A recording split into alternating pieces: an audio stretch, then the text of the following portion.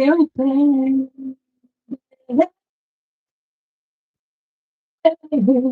tudo que eu tenho, me deu.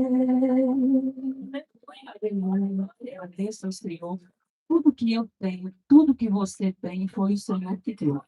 Os nossos filhos, o nosso lar, o nosso esposo, né, a nossa família. E estamos aqui para adorar, para agradecer ao Senhor, porque somos mulheres guerreiras, em nome de Jesus. Amém. Vamos ficar de pé, irmãos, então, não? Eu quero compartilhar a minha oração.